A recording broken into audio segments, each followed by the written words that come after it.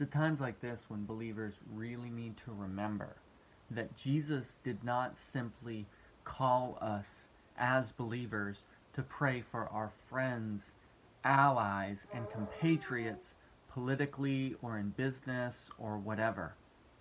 But he actually told us that we are to pray for our enemies as well, and those who seek to persecute and oppose us. And that, in fact, if you as a believer, that if you only pray for and bless those to whom you are friends, you are no different than an unbeliever. That those who do so already receive their reward, that when they bless and their friend blesses them back, that they've received the reward for that exchange. Whereas if you as a believer choose to pray for the good and the benefits and the blessings of your enemies, that you are demonstrating the love of God in a way that is not natural, that is inherently supernatural.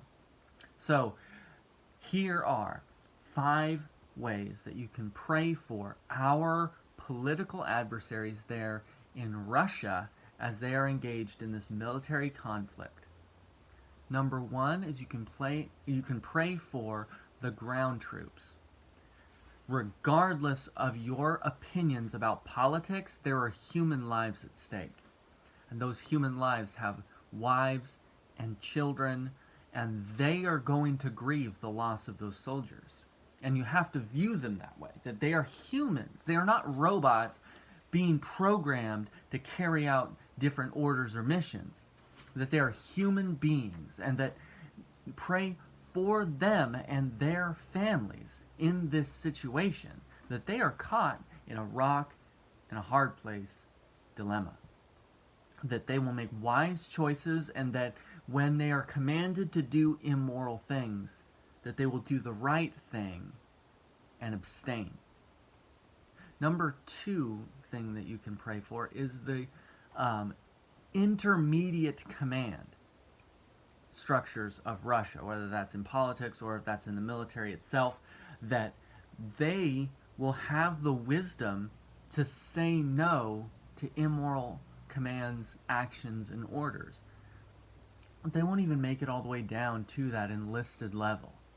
That they will simply choose not to carry out immoral acts. And that they will use their voices to advise their superiors to go about a better course, and even to the point of accepting the humiliation of defeat or surrender, or to simply reverse this course that Russia has been on for far too long as we see it. All right. The next thing you can pray for is that there are, despite the atheistic reputation of Russia, there are believers that live in Russia. The Russia Orthodox Church is alive, if even if it is slightly anemic. So pray for believers in Russia to begin taking more of a leadership role, that they will be emboldened by what is happening around them, taking a step forward to lead the people of Russia into a better state, morally, politically even, and that they will not shy away from the opportunity that this is about to present them. And then pray for them also as believers, that they will have courage and resilience, that in the midst of these economic struggles that everyone is about to be experiencing together, that they will both rely on God more to provide them the resources that they need, and that they will, in a divine means, be generous with the things that they have and willingness to share those things that they have, so that they can use that as a paved witness towards other people seeing the gospel through their actions. All right. The next thing that you can pray for in this situation is graciousness, generosity even, on the part of Ukraine towards Russia. There's obviously a grave opportunity for Satan to come in with hostility offense and bitterness towards the Russian people and people that speak Russian in that region. Pray that you should pray against that being able to settle into place, because all that will do is cause more pain and suffering in the long run. Number 5 thing that you can pray for is that just an end to this conflict, that God will be glorified in the end of conflict by the establishment of peace in Eastern Europe.